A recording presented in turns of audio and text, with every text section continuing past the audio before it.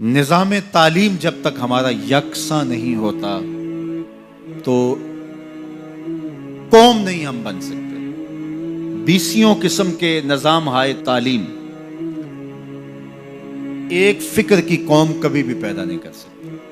پوری دنیا کے اوپر جہاں بھی قومیں بنی ہیں تعلیمی نظم کا نتیجہ ہے، تربیتی نظم کا نتیجہ ہے۔ اور آج اس ملک کے اندر بیسیوں نظام تعلیم ہیں۔ آج آ کے ہمارے آیان سلطنت کو غصہ آتا ہے مدارس پہ۔ مدارس کی اصلاحات ہونی چاہیے۔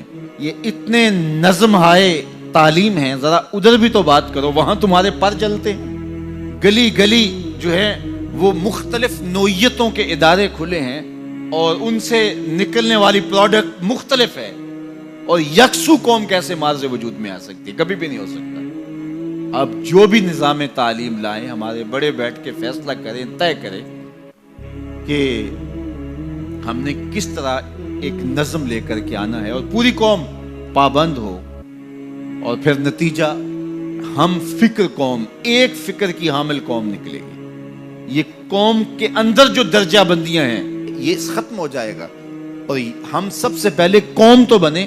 ہم ابھی تک قوم ہی نہیں بن سکے، ایک ہجوم ہے اور متشدد افکار اور نظریات کا مجموعہ، بلکہ مجموعہ ازداد ہیں ہم۔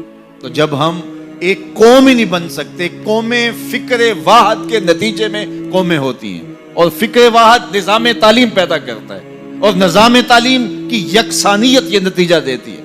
نظام تعلیم کی یکسانیت نہ ہو، اس میں جو تشدد ہوتا ہے یہ قوم نہیں پیدا کرتا، یہ ہجوم اور متفرق خیالات کے الجھے ہوئے لوگ پیدا کرتا ہے، جو آپس میں کبھی بھی ایک دوسرے سے میل نہیں کھاتے، اور قومیں آگے نہیں بڑھ سکتی۔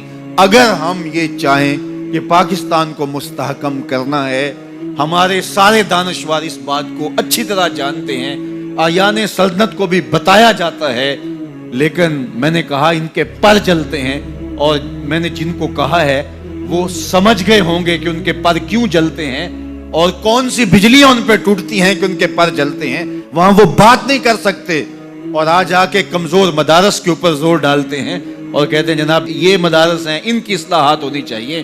یہ مدارس تو ہمیشہ خیر بانٹتے رہے ہیں، یہ تو روشنیاں بانٹتے رہے ہیں۔ ان کا نظام تعلیم تو یکساں ہے، اس میں تو کوئی دو طریقہ کار رائج نہیں ہے۔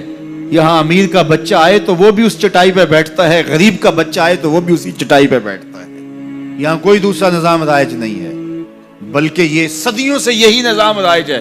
ہارون الرشید نے لکھا امام مالک کو، جب موطا لکھی، حضرت میں بغداد سے مدینے چل کے آؤں تو میرا آنا تخت و تاج کی حرکت ہوگی، تو میرے پڑھانے کے لیے آپ یہاں تشریف لے آئیں، جتنے شاگرد ہوں گے وہ بھی ساتھ آ جائیں، شاہی مہمان کے طور پہ ان کو رکھیں گے۔ گفت مالک مصطفیٰ را چاکرم، نیز جو سودائے اندر سرم۔ اقبال لکھتے ہیں امام مالک نے خط کا جواب لکھا کہ اے ہارون الرشید، میں تیرا نوکر نہیں، میں محمد عربی کا نوکر ہوں۔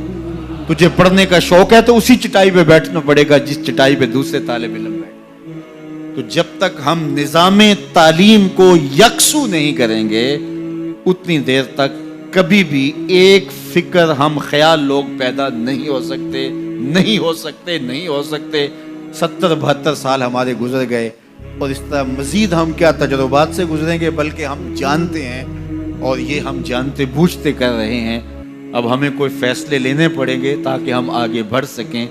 دنیا کہاں سے کہاں چلی گئی اور ہم کہاں کھڑے ہیں۔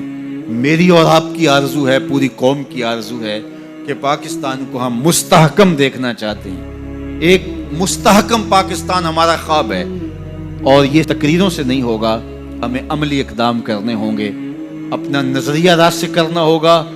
معیشت کی بہتری کے لیے ہمیں دیانت اور سچائی کے ساتھ آگے بڑھنا ہوگا، نظام عدل کو ہر صورت میں بہتر کرنا ہوگا۔ اور اگر ہم یہ نہیں کرتے یا نہیں کر سکتے، یا ہمیں نہیں کرنے دیا جا رہا، یا کوئی اور اس کی رکاوٹ ہے، تو پھر یوں دھکے کھاتے رہیے اور یوں اذیتیں سہتے رہیے۔